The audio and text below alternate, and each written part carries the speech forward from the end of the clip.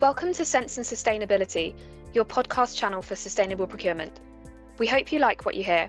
Please go to www.iso2400.org for more information, learning resources, tools, and much more. Welcome to Sense and Sustainability. This is episode 2 of 2, speaking to Star Scott in the United States. And in this episode, Star is going to speak a little more about the progress that she's made in the area of sustainable procurement in the higher education sector. I was going to ask you about the challenges around sustainable procurement, and you've kind of very well described at least one of them. But do you have any other thoughts on what's challenging and what's difficult? Yes. So, you touched on this too when you said it's hard to know what is what and what to trust when we talk about some of the certifications.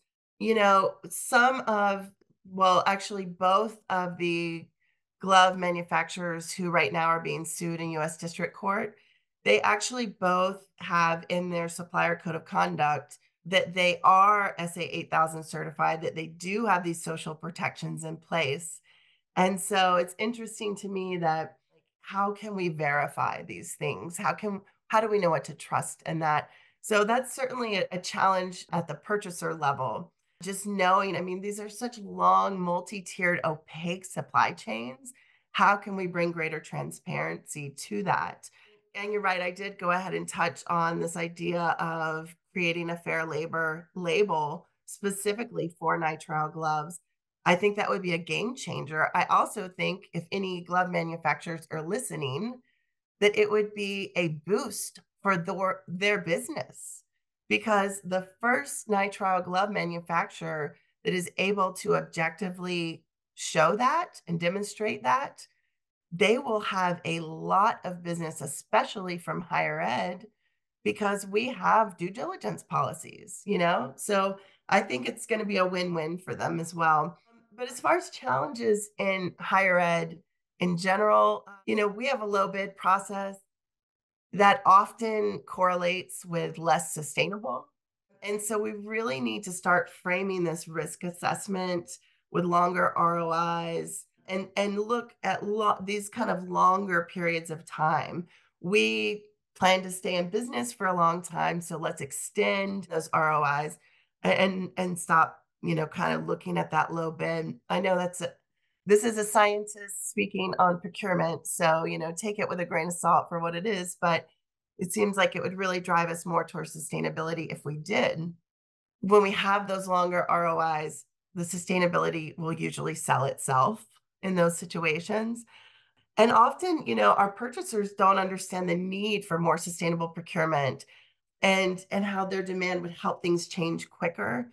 So, those current standards taking root, of course, we're here with ISO 2400, this taking root, and SA 8000 for that factory level, that taking root.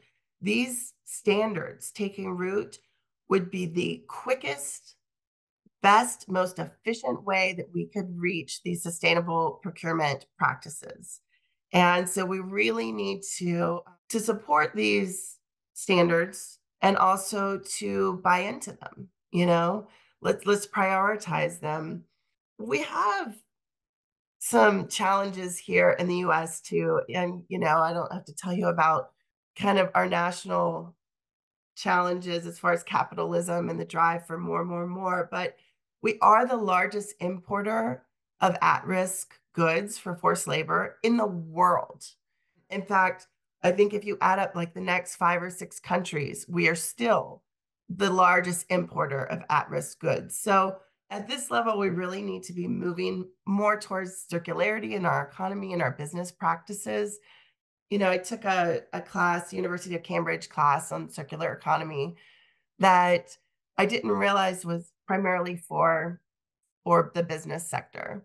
So I was one of the few kind of academia folks in there, but it was so interesting to me how from a business standpoint, this idea of circularity is really a win-win, and that it's protecting your supply chain. It is, if you're taking these products back, you're not paying for raw extraction. You're not paying to secure more materials.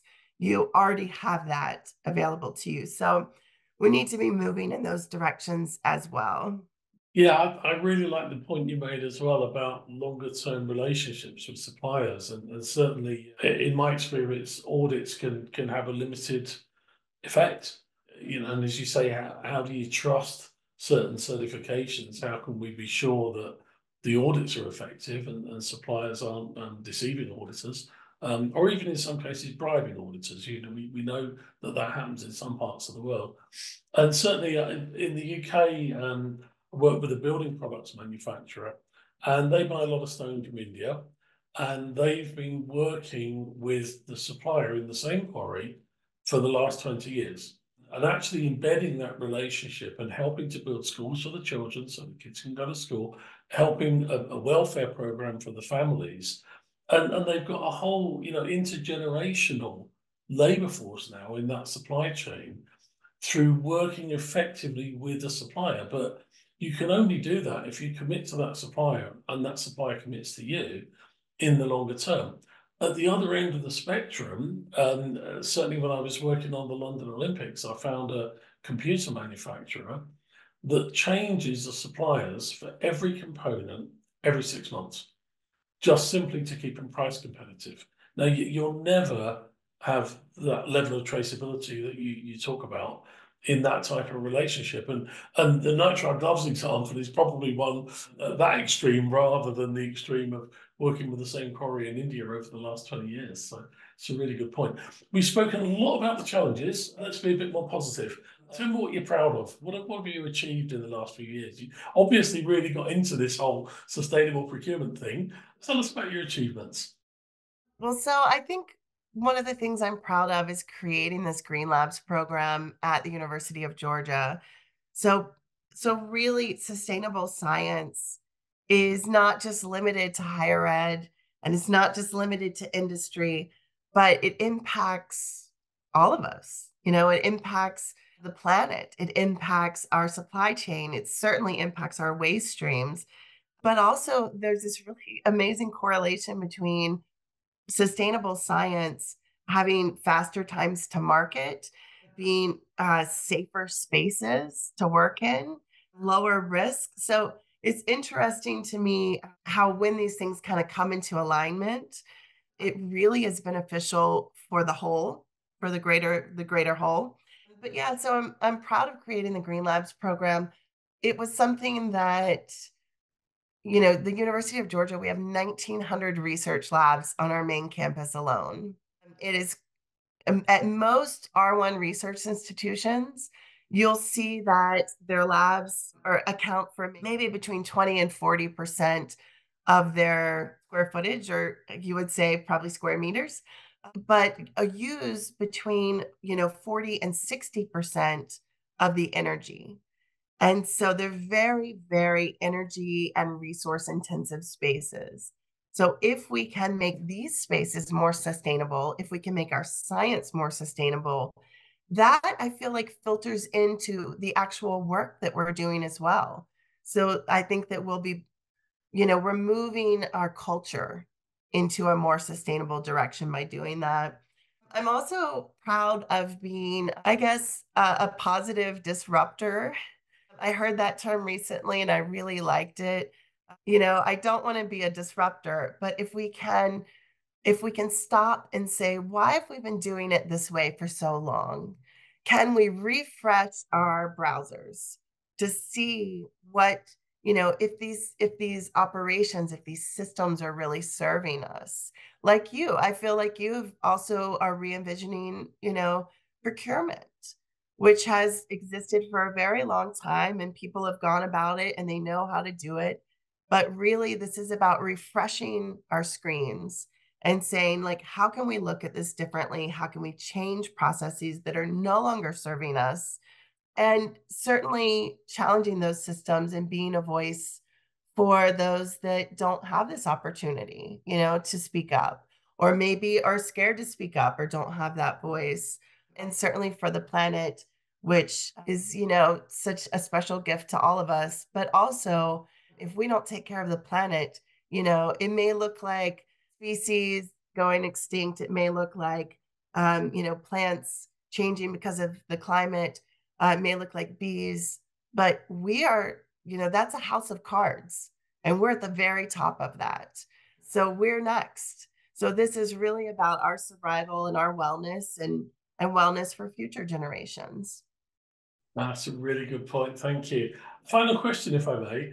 A lot of our listeners are at the start of their sustainable procurement journey, or we sometimes have people whose chief executive has suddenly got the idea of sustainable procurement and then picks somebody and says, right, you're doing sustainable procurement. What advice would you give to somebody at the beginning of their journey? Well, first of all, again, actually on your website, you have on the ISO 2400 website, there's a self-assessment that I think is a really good place to start, actually. And then there's a lot of education and information there, a tremendous amount of resources there. A resource I didn't know about until I met with you was the supply school, which is just a tremendous offering. Honestly, I really want to do it, Sean. So, how can we make that happen? But at the user level, I tell research your products. If you have someone, if you're purchasing for your institution, be that person. What are your top 10 products that you're ordering? And then do the supply chain research on those products. Ask questions. Are there factory or manufacturing standards? And if there's not a clearly sustainable choice for that, then maybe ask the end users, you know, if they have input into that. So it's really interesting. Crockett et al. Published a paper in 2015 that showed that when we realize that we are inadvertently harming others, we self-modify our behavior to minimize that negative impact. And so if it's not clear at the procurement level, ask the end users about the product and share the challenge with them, because this is where a lot of the ideas for solutions come from. Maybe that product isn't 100% necessary. Maybe there's something else that can be used in its place. So really, there's a lot of solutions that come from that level, but only if they know that something isn't working. So that's why I try and share this with our researchers. Another incredible place to start if you are trying to purchase more sustainably and be more sustainable is the International Institute for Sustainable Laboratories. So we have a community of practice that is geared towards circular economy and labs. It's a beautiful website. It's actually a new website. We just created it this past year. Anyone can create an account there for free. You just have to sign up. But it's a vibrant community where people share this knowledge, we share this information. There's a lot of owners, there's designers, there are distributors and suppliers there as well. Another resource would be Sustainable Purchasing Leadership Council, which I mentioned earlier, which also, like the ISO website, has a lot of resources and information. If you're in science, you can look for the ACT label. The ACT label is basically a nutritional label, a sustainability nutritional label you'll see on scientific supplies. It's about transparency in the manufacturing process, in the shipping process, raw materials, and it gives a rating, it gives a score, much like the calories you might see on a candy bar. It gives you a score to let you know where that product is along the sustainability continuum. Just because a product has an ACT certification doesn't necessarily make it sustainable. But what it means is that that manufacturer is willing to be transparent about their process. And that is a really strong, positive first step for sustainable purchasing in science. And then the last piece of advice that I would give to people wishing to procure more sustainably is to try to engineer out problematic items. Like we talked about the styrofoam coolers earlier. The providers likely have a solution that they've already planned because they're not going to lose your business and they really don't want an interruption in your business. So if you can engineer out those problematic items, well, that's a win-win. Star, thank you very much. I think that's given us a fascinating insight into the whole world of sustainability science and sustainable procurement, and you've made some really good points. So thank you very much for your time. I'm sure our listeners are going to love hearing from you. Sean, thank you so much for your time. Thank you for your leadership too. Since you first reached out, I've learned a lot about your contribution to sustainable procurement, to sustainability across myriad sectors. And I'm really impressed, and it makes me really happy to be here sharing this time with you. Thank you for the invite. Thank you so much. Thank you for listening to our podcast on Sense and Sustainability. Please listen out for more episodes. For more information, learning resources, tools, and much more content on sustainable procurement, go to www.iso2400.org.